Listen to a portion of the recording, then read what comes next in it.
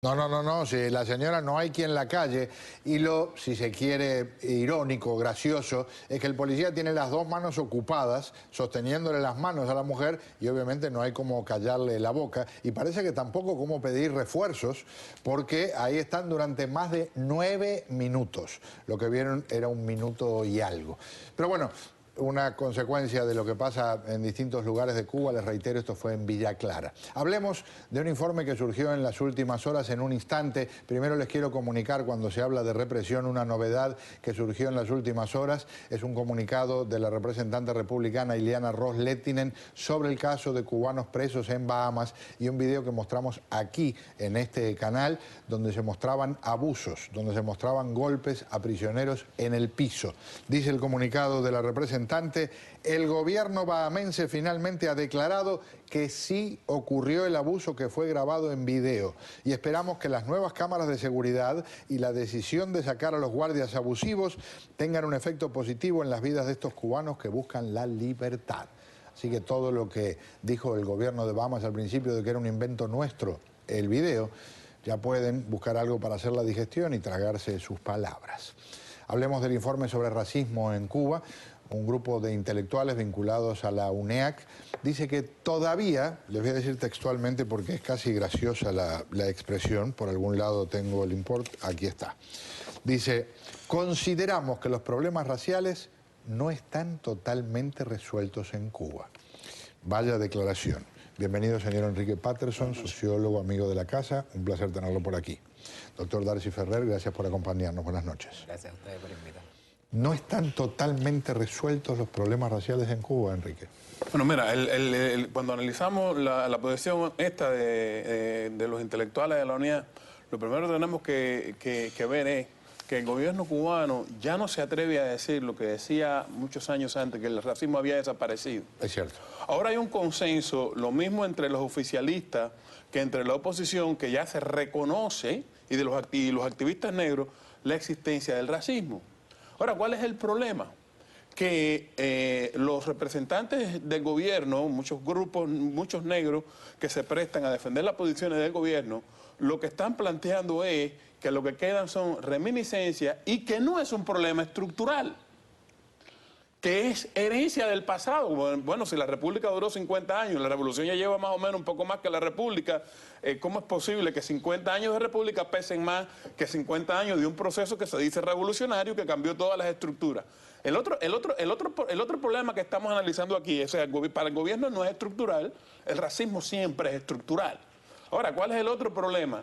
Que ese gobierno que tiene todo el poder para decidir, para confiscar empresas y para volverlas a privatizar, para dar tierras y para quitarlas, decide analizar estos problemas en el marco de la unión de escritores como si fuera un problema de la cultura y no en el Parlamento cuando es un problema que se puede legislar. Claro. O sea, que están tratando el racismo como un problema cultural, lo que quiere decir que no tienen la más mínima disposición de atacarlo y de resolverlo porque afectaría la forma en que ellos se roban los recursos.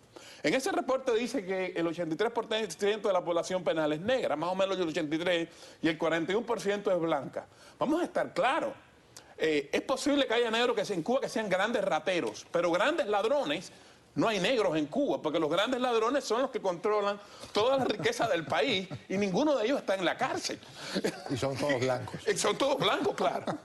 Quiero mostrarles una pincelada, por cierto, es pintoresco, pero es doloroso. Un poeta de la calle cubana, si se quiere, y algo hablando particularmente del racismo. Un turistaxi volando pasa. Huye, mi negro, porque te arrasa.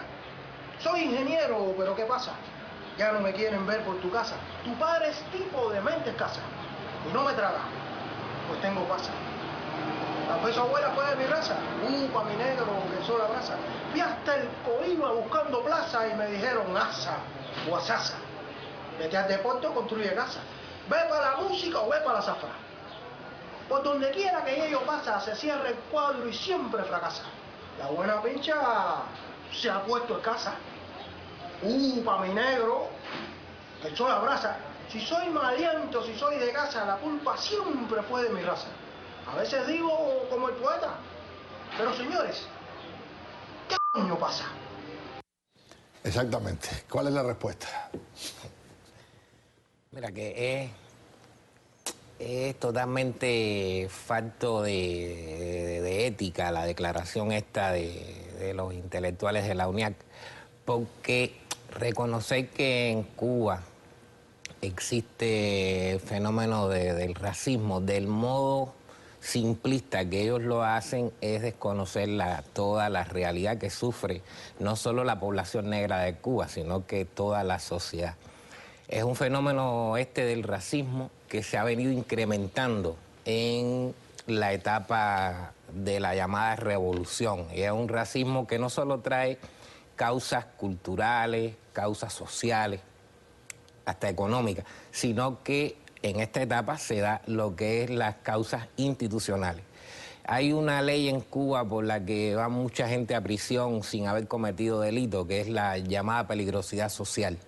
El 99,99% de las personas que son condenados por el delito de peligrosidad predilectiva son personas de la raza negra, o sea, negros o mestizos.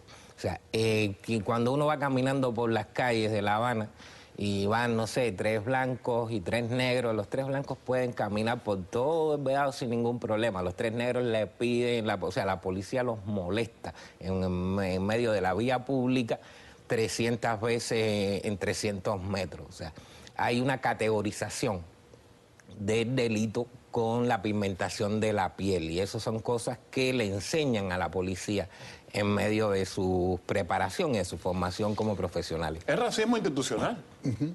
Ahí vemos que es un racismo institucional, porque la propia policía está comportándose de esa manera y no hay ninguna norma que haya establecido ese Estado revolucionario y humanista, como dicen ellos, para poder juzgar y procesar a un policía que cometa esa discriminación, porque esto no hace del policía, es la formación que le da el Estado. Este Estado, desde ese punto de vista, yo pudiera decir que es antinegro. Sí, seguro, completamente. Una de las cosas que mencionó tiene que ver con, ya no pueden, por lo menos se les cayó la careta al régimen. Ya no pueden el cuento famoso de otros tiempos de que se terminó el racismo, como también se iba a terminar la prostitución, como también se iban a terminar muchas cosas.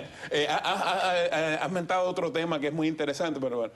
Esta revolución cuando triunfó, y voy a poner los 2 ejemplos que has mentado porque me parece que son muy sintomáticos. Cuando esta revolución triunfó, la discriminación racial fue abolida por decreto, como si un problema estructural, cultural y sistémico se pudiera abolir por decreto. Y lo único que se hizo fue silenciarlo y a la vez desarmar a los negros como grupo social para que no pudieran abogar por una serie de derechos, sino que la revolución les daba lo que la revolución creía, lo que la dirigencia blanca de la revolución creía. Esto es lo que ustedes se merecen y tienen que estar agradecidos. Al final de esta curva, ahora vemos que esta misma revolución ya acepta lo que había negado, que el racismo todavía pervive. Y esto es un síntoma de fin de régimen. La revolución comenzó eliminando la prostitución por decreto y eliminando los prostíbulos.